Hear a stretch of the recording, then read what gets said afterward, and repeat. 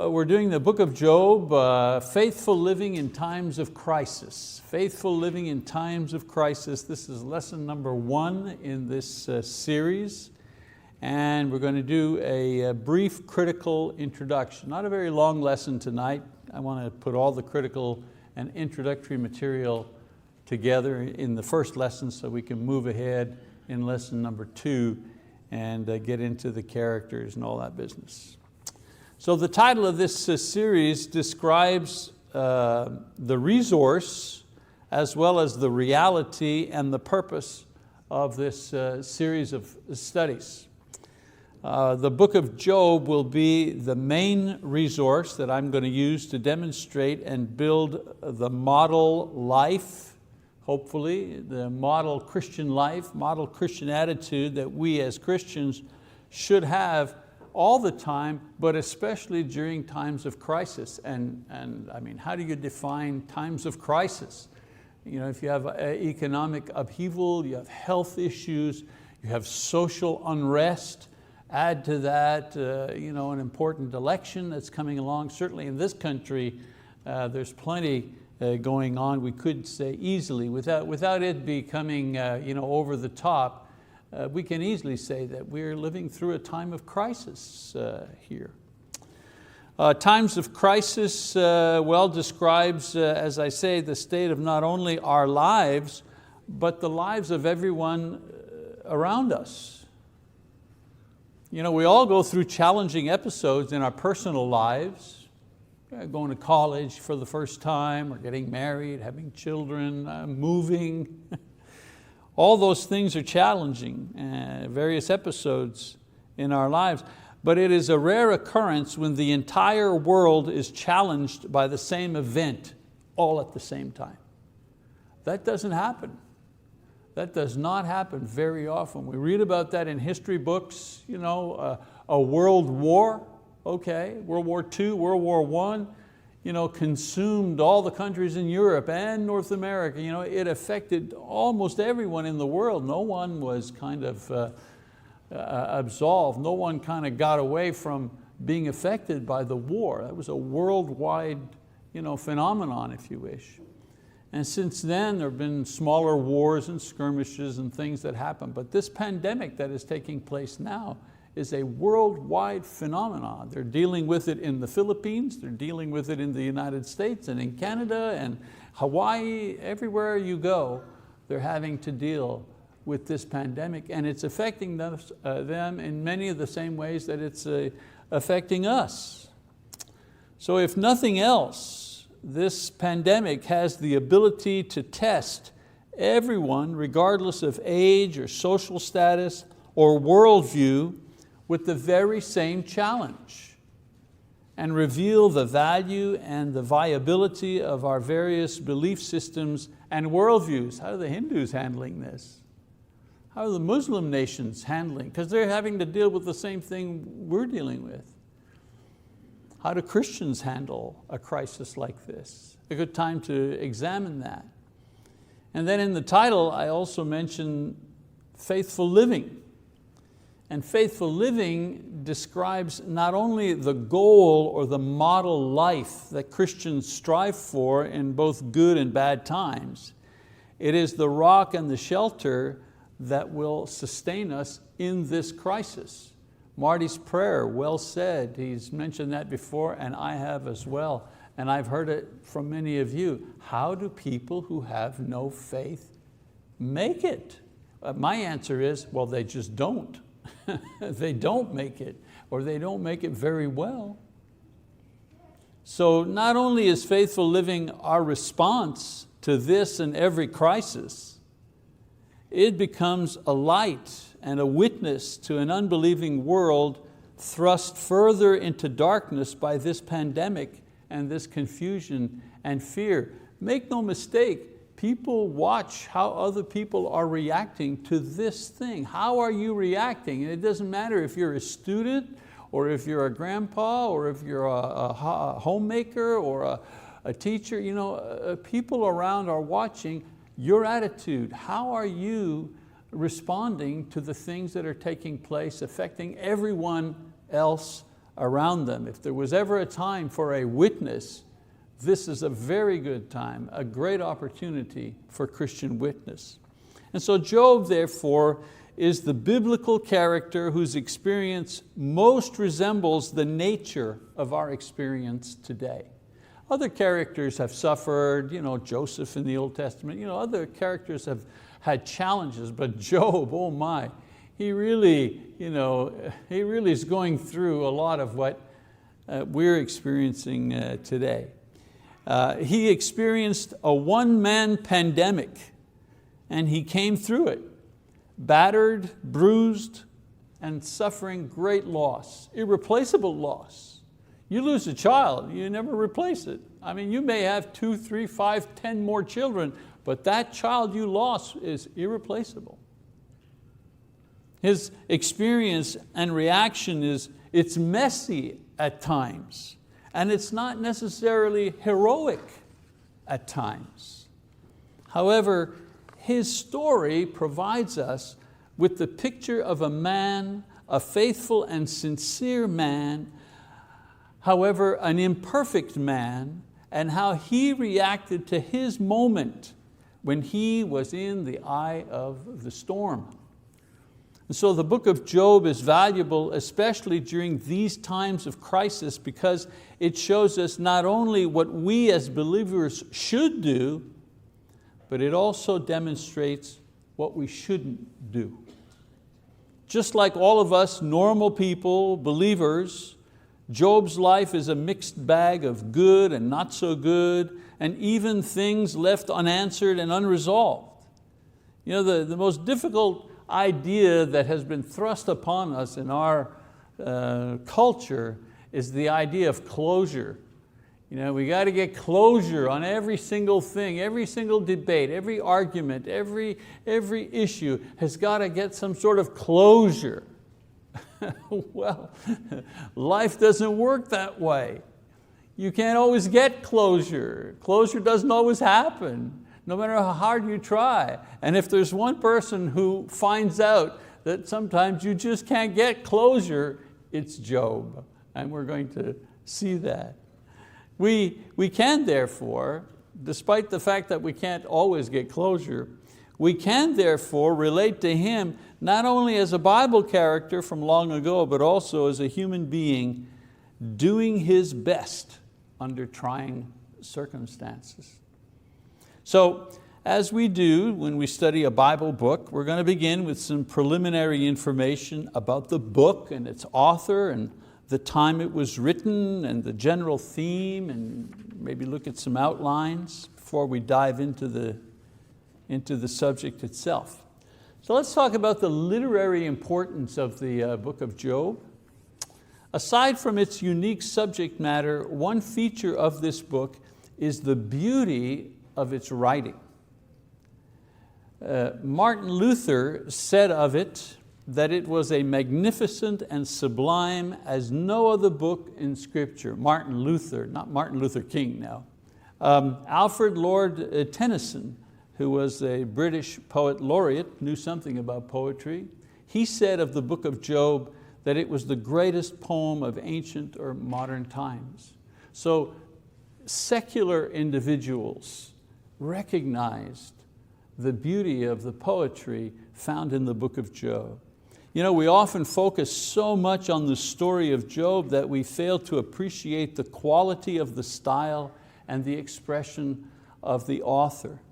Some scholars have referred to the author of Job as the Shakespeare of the Old Testament. Such is the quality and the high-mindedness and the beauty of the words that are put together. Of course, we know that God is the author, ultimately, of all the books of the Bible, but He uses people as His instruments of writing. And in using the individual who wrote the book of Job, he used someone who had a great command of the language and patterns of thought. There's been no consensus among scholars as to the actual author, who wrote it, or the time exactly that this book was written. Since there are no clues within the book itself, there's no kind of internal evidence as to its author or date or authorship. When Paul writes an epistle, he says, I, Paul. Well, okay, I am writing to you. Me, Paul, I'm writing to you, Timothy. Well, there's internal evidence that Paul is the one who wrote that letter. But in Job, the author doesn't name himself. We're not sure of who it is. As a book, it is grouped according to its style and category. In other words, it's part of wisdom literature, poetry, wisdom literature, which consists of the books in the Bible, the book of Job, the book of Psalms, Proverbs, Ecclesiastes, Song of Solomon. So all of that is classified as poetry and wisdom literature in the Bible.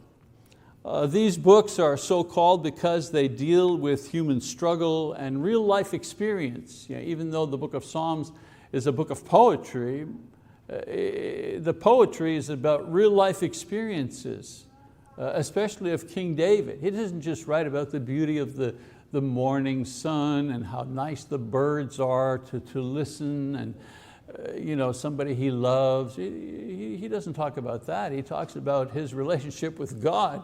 He talks about how much he hates his enemies, how much he wants God to punish them, or he talks about how much he's messed up and the sins that he's done, and God, please take me back. A real human being talking about his life, talking about his victories and his failures, all of it written in poetic form. And so Job is this kind of book. There are several ideas about its date and its authorship. Some think it's an early Jewish tradition ascribed its writing to Moses. So the Jews early on ascribed Moses as the author, 1400 BC. Later scholars believed it was produced by Solomon. Martin Luther comes back again. He was one of those scholars, the Middle Ages. He thought Solomon was the one who wrote it. Solomon around 1000 BC. And more modern scholars believe it was written by an unknown author during the time of the exile of the Jewish people in Babylon, somewhere around 600 years before Christ. Suffice to say that the book of Job was accepted and included in the canon of the Old Testament by 150 BC. In other words, the Jews accepted that this book was inspired of God. By 150 BC, it was accepted as a part of the inspired writings, along with the prophets and the Pentateuch and so on and so forth. It was included there and remained there, of course, to this day. One question that comes, the book of Job, is it historical? Was there this guy named Job? Is it historical, or is it simply a story? It's a poem. Which is it? That's one other question that some scholars who specialize in the study of Old Testament documents have. One question, as I say, that arises is if Job is a purely historical book about what happened to a man and his family, or is it a work of fiction that teaches important theological principles? Which is it of the two? Again, the earliest Jewish teachings claimed that Job was history. It was history, a real person experiencing real things. I go back to Martin Luther. He wrote that Job was a work of poetic imagination set in a historical framework. Well, we know what that is, don't we? We see movies like that all the time. We see movies about the Civil War. It's only a movie and it's based in the Civil War, a true historical event, but it's just a movie. Well, some people think, well, it's a story based somewhat on a historical event, like historical dramas that we see that are based on true events.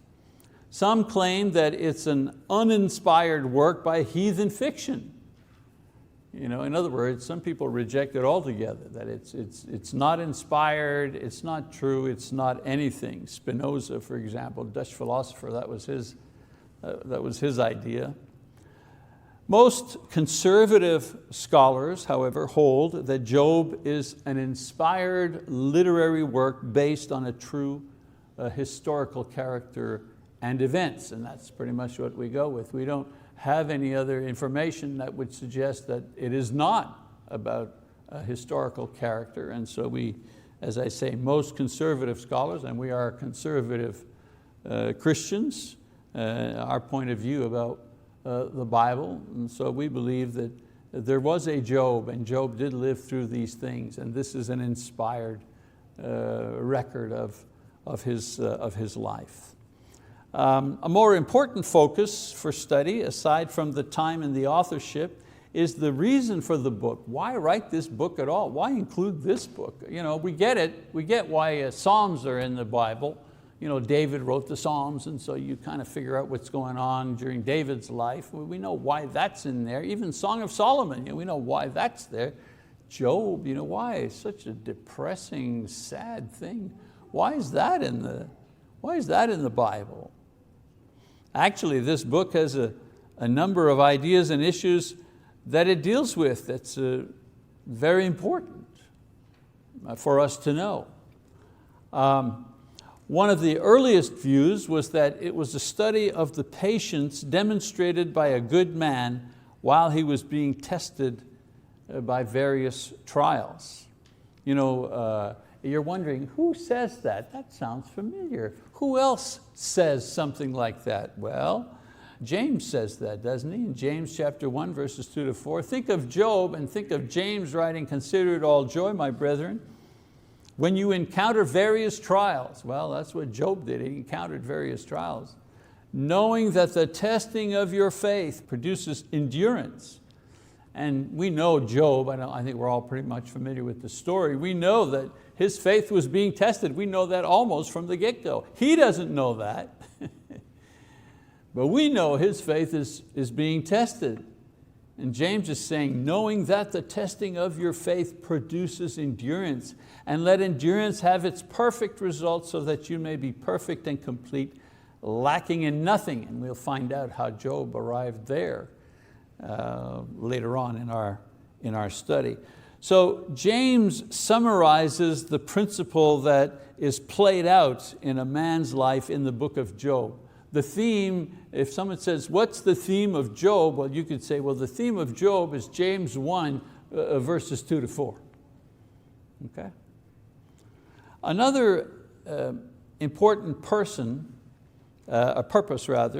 of this book is that the experience of Job points out the falseness of the prevalent dogma at that time, which taught that personal suffering was always the result of personal sin. Okay? Now, Job himself does not refute this fallacy used by his friends to explain what has happened to him and why. He actually defends himself, but he doesn't completely refute their arguments. Understand what I'm saying? In other words, this book, one of the purposes for it was to demonstrate that an idea that was prevalent at the time was false idea. And that idea was that if you're good, God will bless you right away. And if you're bad, God will punish you right away. In other words, God's judgment is in real time. And this idea was held by many people at the time. It was the conventional thinking. Imagine if this idea was actually the way things operate. Wow, every day, if you did something good, you'd be expecting, come on, let's go, bring it on, And if you messed up, you'd be hiding in your closet, waiting for the roof to cave in. And I want you to keep in mind throughout Job that Job also bought into this idea. And that was one of his problems. But we'll kind of peel that onion when we get there. Now, you have to realize the readers who see what goes on behind the scenes, who see things from God's viewpoint, they're able to conclude that this notion, personal sin is the direct cause of personal suffering. When we're reading Job, we know that that's not true, because we're seeing the story from behind the scenes. Oh, we see the devil talking to God and challenging God to let him punish Job just to show him that his faith is not as good as it really. We see all of that. But Job doesn't see all of that. And so his belief system is put to the test. Not his belief in God, his belief system as to how God operates is put to the test. And then the most comprehensive idea is that the book of Job deals specifically with the very real problem of innocent suffering. This idea has been the view of the majority of Bible scholars who have written books and commentaries on the book of Job. Here are some summary statements from some of these writers. The important truth revealed in Job is that there is a suffering of the righteous which is not a decree of wrath, but a dispensation of God's love. This is the heart of the book of Job. One writer, Franz de Leech, I think that's how you pronounce his name. Someone else wrote, what is Job about? Edgar Goodspeed, he says, in the end, Job's problem is left unsolved, except that in the infinite wisdom of God, undeserved suffering must have an explanation beyond our comprehension. This is, after all, the simple doctrine of faith, which does not insist upon explaining everything. I mentioned that at the beginning, remember? We live at a time and in a culture where closure, everything's about closure. We got to get closure. Let's go for counseling so we can get closure about my mom's death or my dad's early death, or I get closure about why I lost my leg in the war. You know what I'm saying?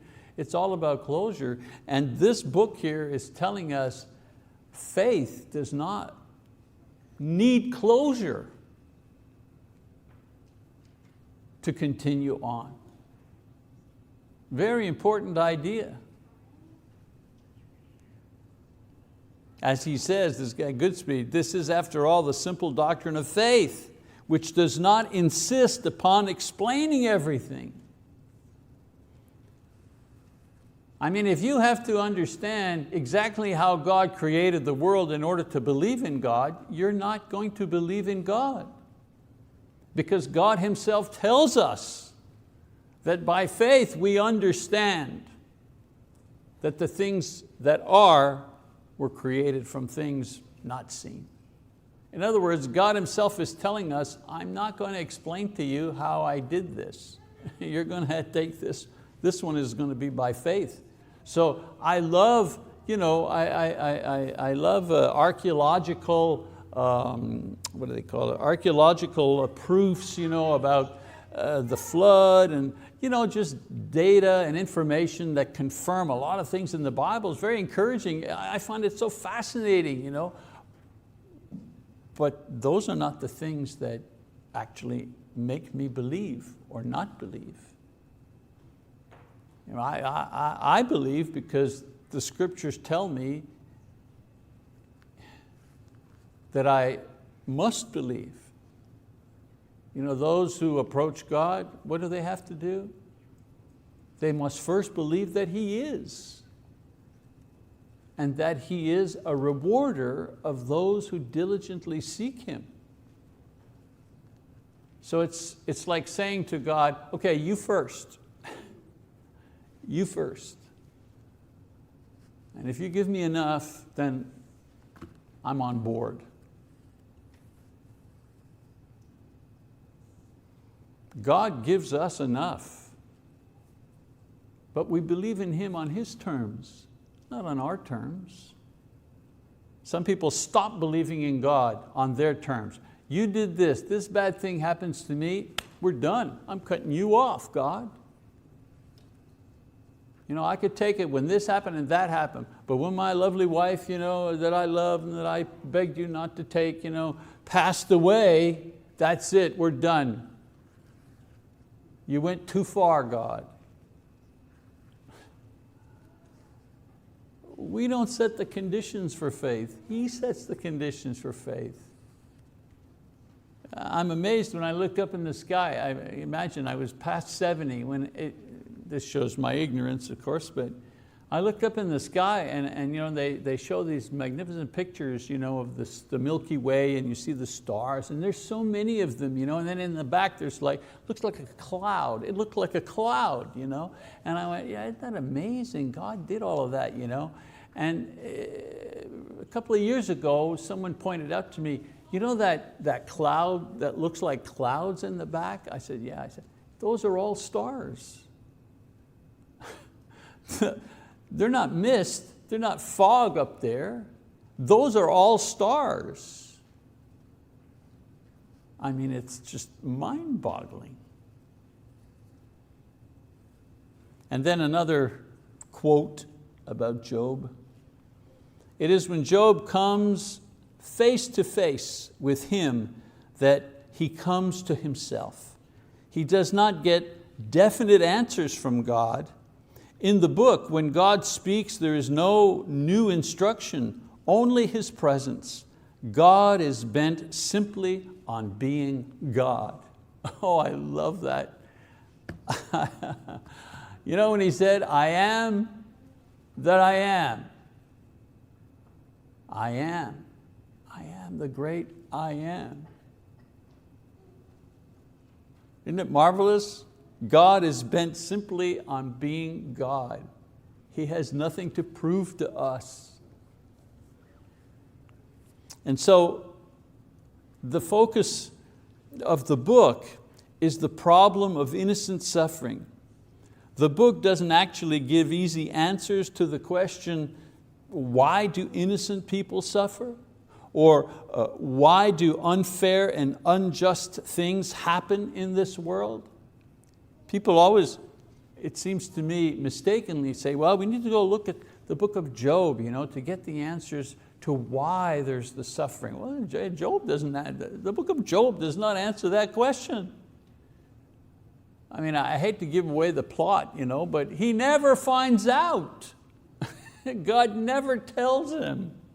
We know, we're reading, we're seeing behind the scenes, but he never finds out why he went through all of this stuff. It's almost like you're saying, okay, God, tell him.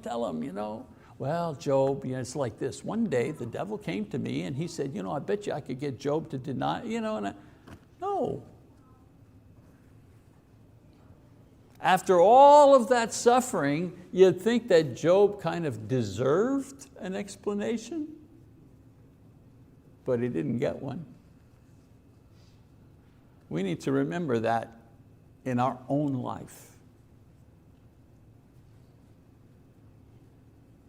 It also presents, the book rather, also presents one particular case and its extraordinary circumstances. In other words, Satan personally attacks an individual and God lets it happen. And we are witnesses to the developments and eventual outcome, which is God appears to Job and then he is restored. The circumstances of Job's experience are difficult or impossible to apply directly to ourselves in order to then draw lessons from. It's very, believe it or not, hard to draw lessons from Job. However, how Job feels about his experiences, shock at losing material possessions, sorrow and grief at losing his family, pain and suffering because of his illness, humiliation at the loss of prestige and respect. I was told my children, the most important thing that you have is your name. Your name. Once your name is soiled, it's very hard to get it back. You can lose a leg, you know what I'm saying? You can lose the vision in your right eye, you can lose a job, you can lose those things, but your name is very important. That was one of the things that Job suffered. The loss of his prestige, the loss of his honor, the loss of respect. Then of course, frustration and anger at the seeming injustice and unfairness of his situation. He may have also been among those who believed that personal suffering was the judgment of God upon an individual because of personal sin. Imagine, he's going through all of this and it's practically shouting at him, you must have done something wrong. This may have been why he was upset and thought that he was being punished unjustly. He knew that he was a good and just man, and yet here he was being punished anyways. The facts didn't line up with his theology. Which one was he going to? He couldn't deny the facts, and he was committed to his theology.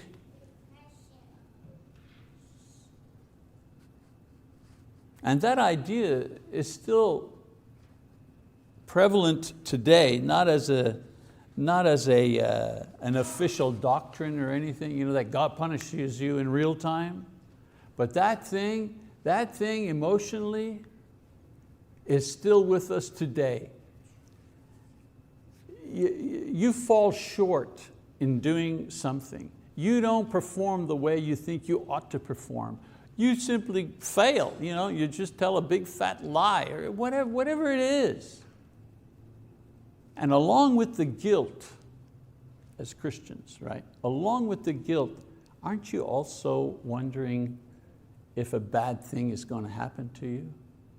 Or if a bad thing happens while you happen to have messed up, don't we all think, maybe God is punishing me now for what I did? That idea that punishment in real time, that's still alive today. God is not behind it, by the way. That's the other guy that's behind that idea. I'm not saying there's no judgment. I'm just saying that we're not only sometimes very quick to judge ourselves, but we're also very quick to blame ourselves for the bad things that have happened in our lives, which we may really not be responsible for. So we are witnesses to his unjust suffering as well as how he feels and deals with these things as a human being. Our life lessons come from comparing his life experience to ours, because to one degree or another, we also experience shock and sorrow and anger and despair. Of course, we rarely experience all of these emotions at the same time over the same issue, but individually or collectively, Job's experience mirrors our experience as people of faith dealing with adversity. So our life doesn't get maybe as bad as his life, but oftentimes we do experience facets of his life. It's as if Job represents a one-stop example of how one believer dealt with suffering he didn't understand and didn't deserve. How many times in your life did you have suffering that you didn't understand and didn't deserve? How many times have you even said that to yourself? I didn't deserve this. I tried my best. I did what I thought was right. I worked hard. I sacrificed for my kids, for example. They didn't turn out exactly the way that I wanted them to. I tried.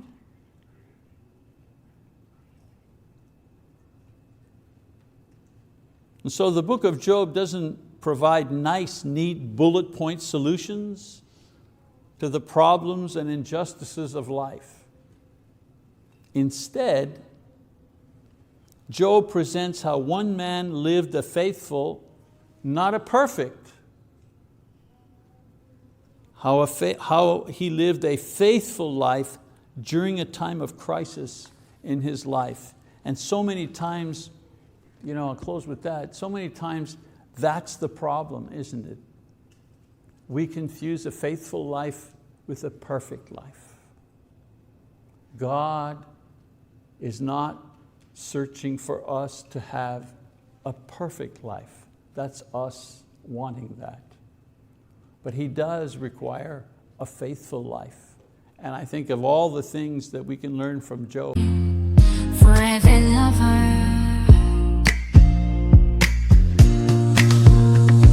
in the depths of the darkest night, your love shines through, a guiding light. With every heartbeat I feel your grace.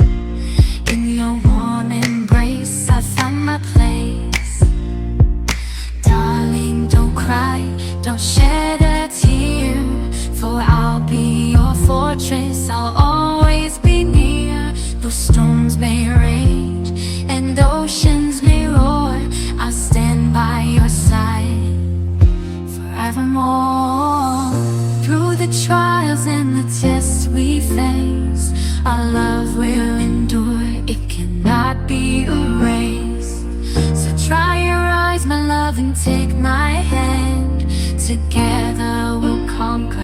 Is to observe a man living an imperfect but faithful life during a time of adversity. So our own life lessons, therefore, will come from examining Job's journey from a blessed life to unjust suffering and loss, to revelation, and then finally restoration for a blessed life once again. So we're going to follow that journey, and we're going to follow it in the various crises that he has, and we're going to examine each crisis that he has in his life. Physical crisis, theological crisis, spiritual crisis, and how all of this is resolved in the end. So next lesson we're going to look at the possible ways you could chop this book up, and we're going to kind of go over all the characters, so we're kind of familiar with all the characters that appear, so that we don't have to spend time explaining them every time we mention their name. I would encourage you to read Job chapters 1, 2, and 3. If you're not having a daily Bible reading, well then let that be your Bible reading. Take Job, read 1 to 3, because this is not going to be a line-by-line study, but a thematic study. So I'm going to quote some of it. We're going to look carefully at some passages, but it's a way too long a book to do in 9-10 weeks. So I'm expecting those of you in the class and you folks at home watching, read ahead. Be familiar with what I'm going to be talking about next week. All right, that's our class for this time. Thank you for your attention.